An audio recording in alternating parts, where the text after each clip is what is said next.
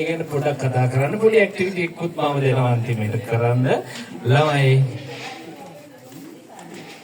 ප්‍රශ්නයක් අහන්නම් මට කවුරු හරි උත්තරයක් දෙන්න.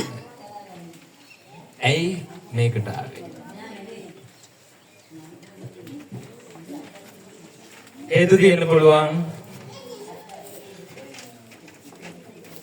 ඇයි කවුරු හරි කියන්නේ? ඇයි ආ?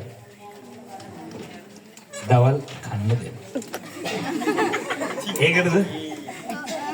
වැයටත් දෙන්න. කියනෝද? අන්න.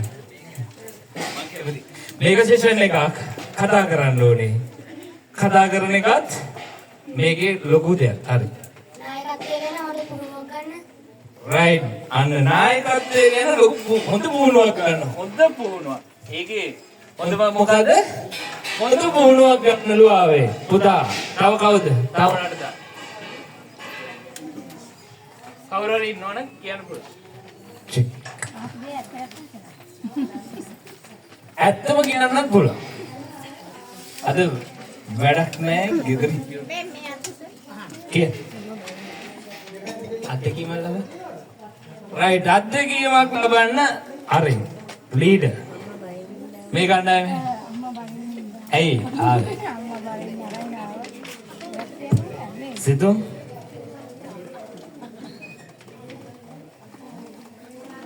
මේක ඇයි පුතා මං එකක් කියනවා. ඇයි කියලා ඇහුවේ ඇයි දන්නවද? අපි හැම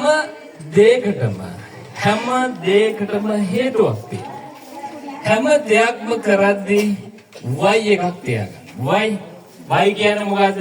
why කියන්නේ ඉංග්‍රීසියෙන් ඇයි. why කියන්නේ මොකද්ද? අයිය කියන්නේ why කියන්නේ ඇයි. එතකොට අපි මේ හැම දෙයක්ම කරන්නේ ඇයි කියලා. අපි ඔන්න දැන් බුදුහාමුදුරුවෝ කියලා තියෙන විදිහ ගැන හිතමුකෝ. right. ආර්ය අෂ්ටාංගික මාර්ගයේ තියෙනවා සම්මා දිට්ඨිය කියන එක. ඒ මොකද්ද? ලොකෝය දන්නේ සම්මා දිට්ඨිය what